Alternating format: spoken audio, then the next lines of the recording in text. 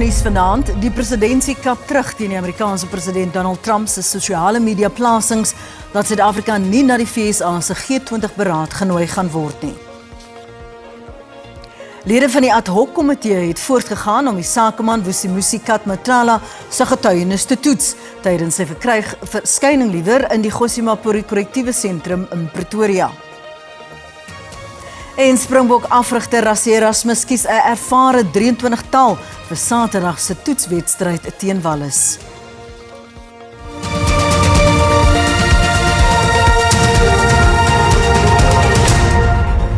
Goeienaand en baie welkom by die Afrikaanse nuus. Die presidentsie sê Suid-Afrika sal voortgaan om as 'n volwaardige, aktiewe en konstruktiewe lid van die G20 deel te neem. Hy het in 'n verklaring verder gesê dat dit betreurenswaardig is dat die Amerikaanse president Donald Trump ten spyte van talle pogings deur Suid-Afrika om diplomatieke betrekkinge te herstel, steeds strafmaatreëls teen Suid-Afrika toepas op grond van waninligting en verdraaiings.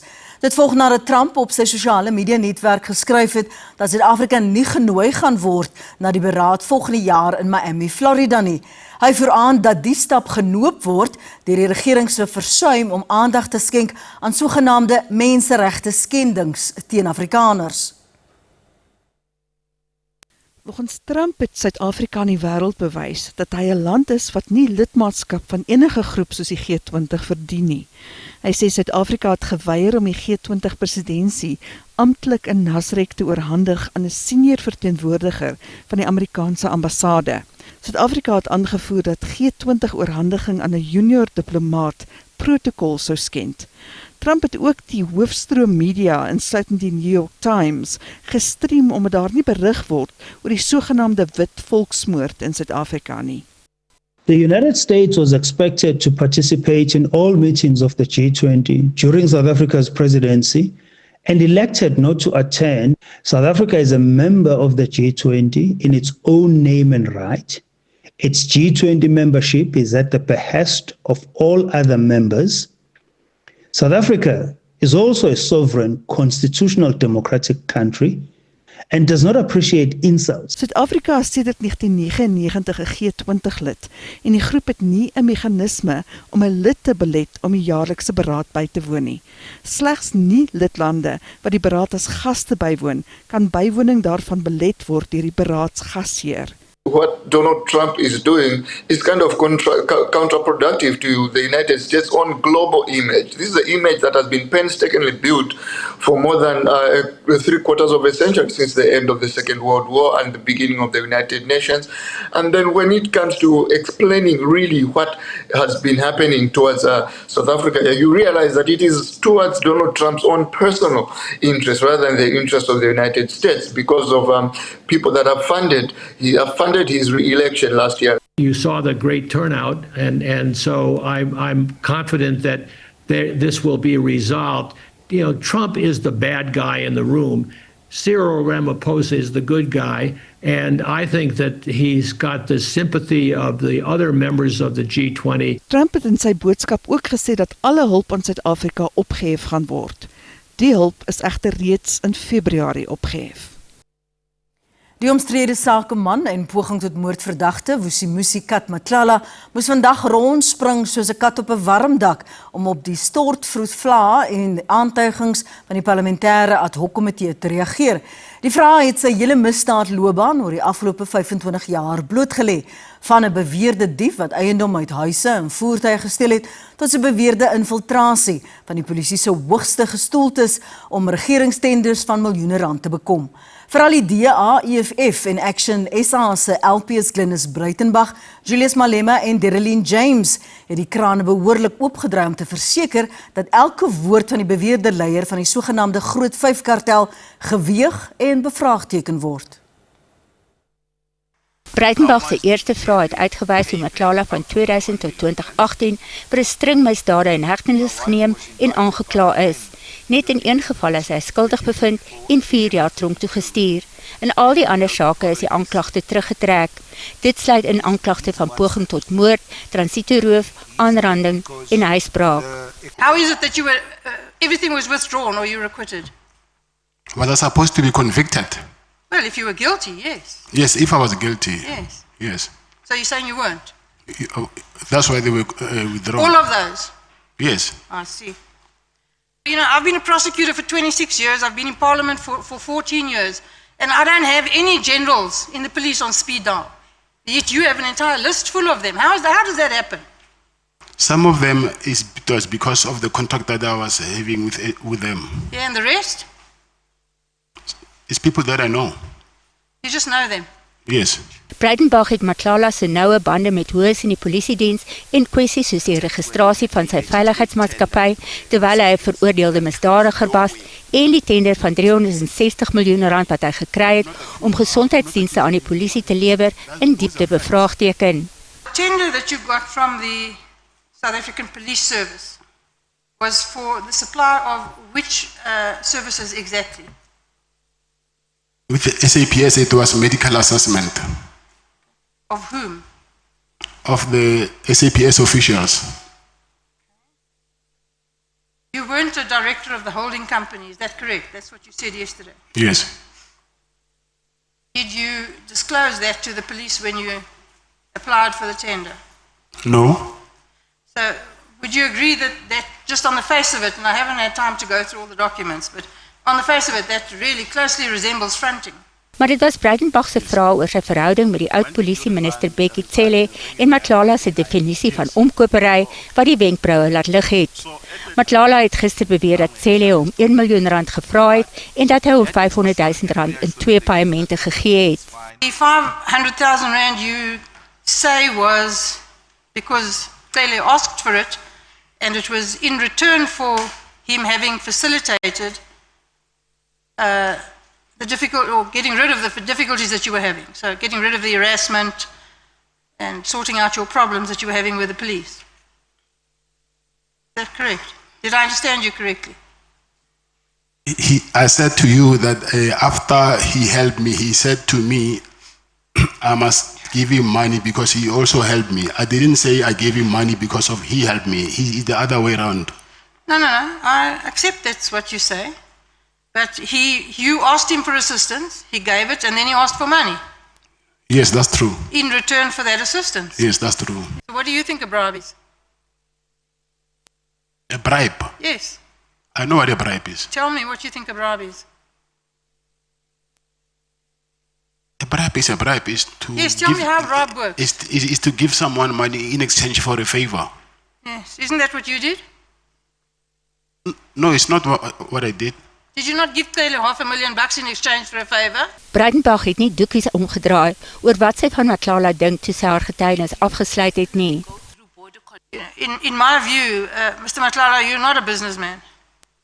You're a crook. I am. You're a thief, you're a fraud, and you're corrupt. And the problem in this country today is that people like yourself clothe yourself in the respectability of calling yourself a businessman when you are nothing but a dishonest thug. You make an illicit fortune by stealing from the poorest of the poor.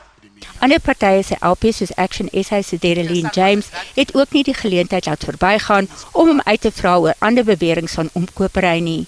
In that recording that you denied here all day, you are heard saying that you left 200,000 in a bin for General Sibiya's office. You deny that is you on the recording because you said that's not your voice has been tampered with.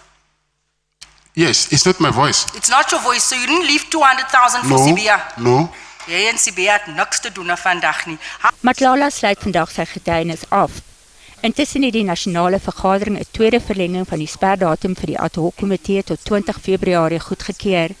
Die aanvanklike sperdatum was einde Oktober, wat daarna tot einde November verleng is. Die komitee het weens sy werklas 'n verdere verlenging versoek. Dit is vanmiddag in die parlement goedgekeur. Dit was 'n besige dag by die Kaapstad Sentraal Polisiekantoor met 3 politieke partye wat in die nasionale vergadering verteenwoordig word wat verskeie strafregtelike aanklagte ingedien het. Sake is gemaak teen die KwaZulu-Natalse polisiekommissaris, luitenant-generaal Nhlanhla Makhonazi, oud-minister van polisie Bekkie Cele, privaat ondersoeker Paul O'Sullivan en MK parlementslid en dogter van oud-president Jacob Zuma, Duduzile Zuma Sabuntla. Dit hou verband met mensenhandel, omkopery, regsveruideling en intimidasie van getuies. Die getuienis van Matlala gister voor die parlementêre ad hoc komitee het aanleiding gegee tot die National Coloured Congress se strafregtelike aanklagte teen Cele en Mkhwanazi. Matlala het onder meer getuig dat hy op 2 geleenthede groot bedrag geld aan Cele betaal het. General Mkhwanazi alleged in ad hoc that there was a corrupt relationship between Bheki Cele, former Minister Cele, and Vusikat Matlala. Yesterday, Vusikat Matlala confirmed that. So we're laying a charge against Mkhwanazi for not laying a charge because that is defeating the ends of justice. And then the second charge is against Bheki Cele for accepting the bribe, the alleged bribe from Vusikat Matlala. Die DA het Zuma Sambutla aangekla vir die beweerde mensenhandel van Suid-Afrikaanse mans om in die Russiese oorlog in Oekraïne te veg. Hierdie jongmans is baie duidelik bedrieg. Hulle is beloof dat hulle gaan vir opleiding, dat in hulle terminologie het hulle verwys na personal development en ook kursusse in veiligheid, sekuriteitsbeamptes, en dan is hulle ook burgerskap belore van Rusland of enige ander land wat hulle sou kies. En niks van hiervan gaan waar word nie. Die MK-party is op die spoor van die gewese navorser oor politieke geweld, Mary de Haas, nadat sy oor haar kwalifikasies gelieg het. Die party eis ook dat O'Sullivan ondersoek moet word vir intimidasie van getuies. Dit nadat die stafhoof van die minister van polisie, Cedric Nkabinde, 'n boodskap aan die komitee voorgelees het waarin die privaat ondersoeker hom glo gedreig het. We expect that SAPS will definitely retrieve the records of the ad hoc committee to confirm our submission, but also to take the necessary steps against Ms. De Haas for lying and also against Mr. O'Sullivan for intimidating the witnesses of the ad hoc committee. Daar word verwag dat meer aanklagte sal volg, soos wat die ad hoc komitee nog getuies aanhoor. Adjunkt-president Paul Mashatile het 'n beroep op munisipaliteite gedoen om noodreaksiedienste te versterk en reaksietyd in te kort om die impak van natuurrampe te verminder. Mashatile het by die vergadering van die Suid-Afrikaanse Plaaslike Regering Assosiasie, oftewel SALGA, gepraat. Afgevaardigdes van 257 munisipaliteite van reg oor die land is sedert Dinsdag byeen vir 'n 3-dag beraad om die uitdagings van plaaslike regerings te bespreek. Mashatile vra dat munisipaliteite proaktief moet wees in die hantering van natuurrampe. 3 mense is vroeër die week deur vloedwater in Johanover naby Pietermaritzburg meegesleer. Die liggaam van 'n vrou is vroeër gevind, maar 2 persone is steeds vermis. We therefore call upon communities as well to refrain from building informal settlements along floodlines, very close to rivers and streams. In this regard, we would like municipalities to strengthen spatial arrangements because this will be very crucial to avoid some of these disasters by ensuring that land is used safely. Die finansiële status van munisipaliteite het ook onder die soeklig gekom met net 41 munisipaliteite wat skoon audits gekry het. A joint cabinet memo will be tabled where every department, if they don't have money to pay a complete amount, they must enter into an agreement as to how are they going to pay the municipality they owe.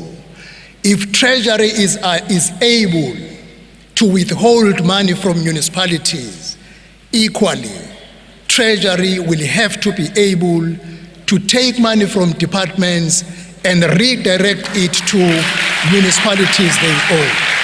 Die adjunkt-president het ook die munisipale rade aangemoedig om raadslede te bemagtig om beter dienste te kan lewer.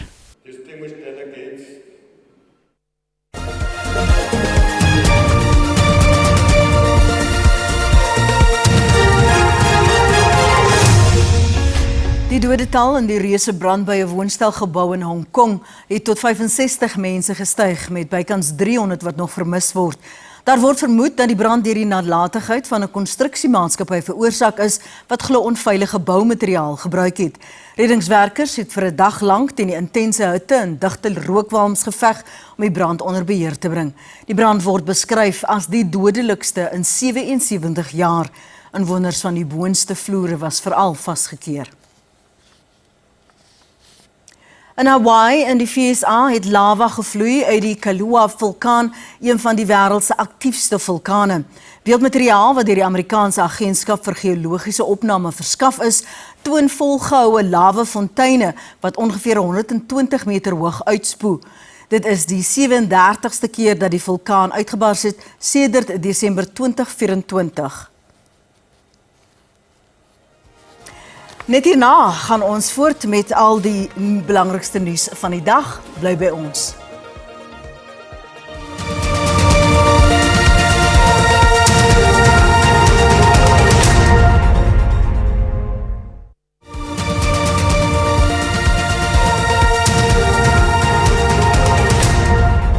Ons gaan voort met die bulletin.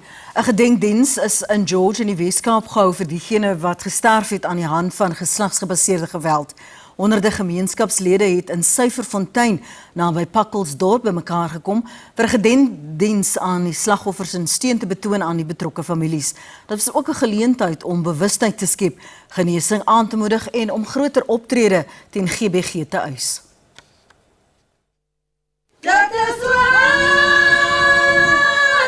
'n Gemeenskap wat saam staan om die te onthou wat weens geweld gesterf het.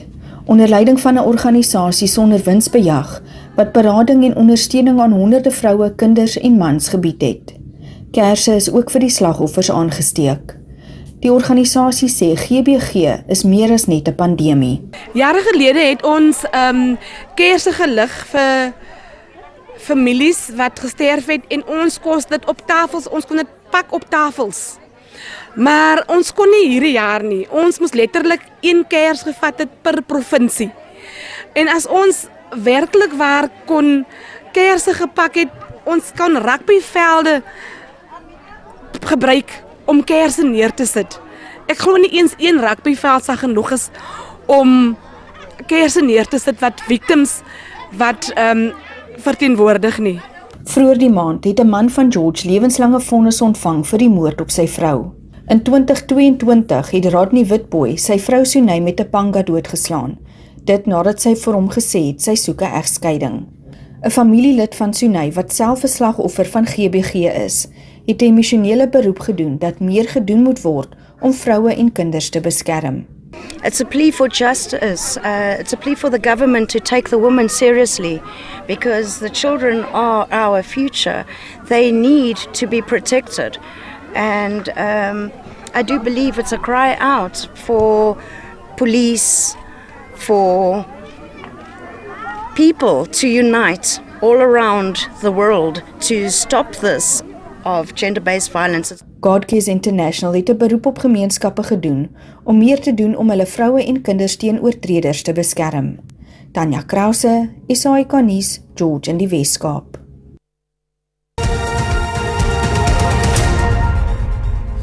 Nou vir die markaanwysers, soos om 8:00 vanaand.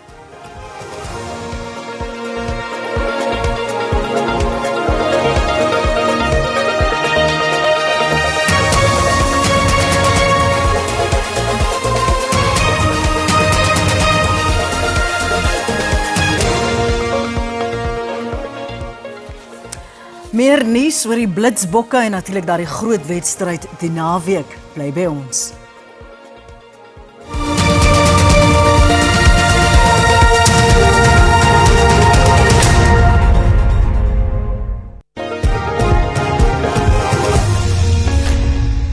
Die Springbok-afrigter Rassie Erasmus het 'n ervare 23-tal vir Saterdag se toetswedstryd teen Wallis gekies, ondanks die feit dat hy heelwat spelers van sy oorspronklike toergroep moes afstaan aan klubverpligtinge. Die groep het saam 525 wedstryde gespeel. Aan die skrimskakel Kobus Reinagh sal van die plaasvervangersbank moontlik sy 50ste verskyning in die groen en goud maak. Erasmus het veral vanjaar probeer om soveel as moontlik spelers 'n kans te gee en sodoende die ervaring in die span te verbeter. Dit skep heelwat uitdagings en vir die wedstryd teen Wallis moes hy noodgedwonge 7 voorspelers en 1 agterspeler op die plaasvervangerbank kies. 7-1 was nie 'n beplande ding, hy is amper maar half gefors op ons. En dis om Kobus Reinagh in sy 50ste toets van die bank af speel, omdat hy vleuel en 9 vir ons cover. En dan so 'n hele paar ouens wat ander posisies cover. Kwagga cover is obviously vir ons op defense 9 as hy 2 backline spelers Sirius en obviously op attack sal hy blind wing speel. En dan ons op bench Jason ook so 'n bietjie as daar 3 beserings in die backline is, vir hom ook so 'n bietjie op standby as hy iets in die backline gebeur. So. Erasmus sê hy het 49 spelers nie seisoen 'n kans gegee en Reinagh is een van die wat beïndruk het. Kobus has been unbelievable this year. I think he really is taking a role where he is helping the other 9s, but I've never seen him so involved with planning and tactics and those kind of things. And it's funny, you don't quite know when a player gets to that, and he's really taking a senior role of that, helping Grant. Die wedstryd skop 5:00 Saterdagmiddag af. Harry Olivier, SAK nuus. Suid-Afrika wil sy stem vroeg dik maak wanneer wêreldrugby se 7de reeks die naweek in Dubai afskop. Die Blitsbokke wat in Mei in Los Angeles as wêreldkampioene gekroon is, het algeheel 4de geëindig tydens die gewone ligafase van die reeks. Argentinië is in April as ligawenners gekroon.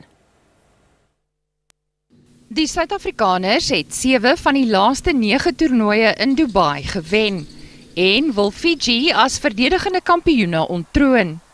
Die reeks spog egter met 'n nuwe formaat wat bestaan uit 2 groepe van 4 spanne elk. Die voorste 2 spanne in elke groep dring deur na die halfeindronde. Die hulpafrigter Renfred Dazel sê weens die nuwe formaat is 'n goeie begin ononderhandelbaar. Jy het 2 pools en is 2 groepe wat jy speel en een van die groepe wat ons in is ongelukkig is Frankryk, Fiji en Argentinië en is nie die maklikste pool nie, maar vir ons is die eerste game Saterdag dat ons wil die grondslag lê en dan wil ons net bou van wedstryd na wedstryd in die toernooi. Die Blitsbokke het 'n baie ervare groep vir die openingstoernooi aangewys. 11 van die 13 spelers het in die laaste toernooi van die seisoen in Los Angeles uitgedraf. Shilton van Wyk sê vroeë oorheersing is belangrik vir langtermyn sukses. As ons hierdie Dubai hierdie naweek goed kan begin, dink ek ons sal 'n goeie seisoen hê. Dat alles begin hierdie naweek.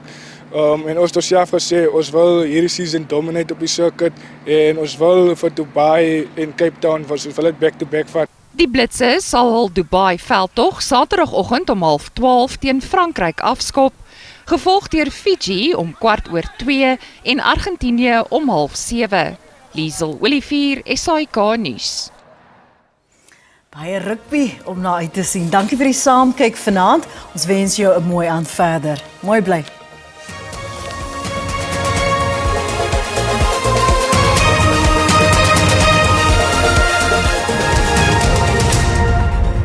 Goeienaand en hartlik welkom uit die reënerige Johannesburg.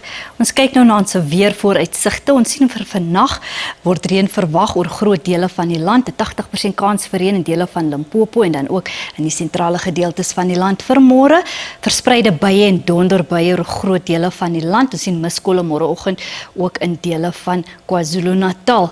Vir vannag en môre is daar 'n geel vlak 2 waarskuwing uitgereik vir ewige donderbuie wat dan verwag word in die sentrale gedeeltes van die land, 'n geel vlak 4 waarskuwing in dele van Limpopo en dan is daar ook 'n geel vlak 1 waarskuwing uitgereik vir sterk wind langs die suidweskus. Ons kyk nou na ons minimum en maksimum temperature. Verspreide buie en donderbuie in Gauteng, Johannesburg 15-20 en dan Carletonville en Vereniging albei 'n maksimum van 21. In Limpopo verspreide buie en donderbuie, Lephalale 19-28, Messina maksimum van 30 en dan Tabazimbi 17-26. In Mpumalanga, Skukuza 20-28, Carolina 13-20 en dan Middelburg 'n minimum van 13 en 'n maksimum van 19. KwaZulu-Natal baie nat in die provinsie, Kokstad 11-26, Vryheid 17-28 en Potchefstroom het dan 'n maksimum van 28.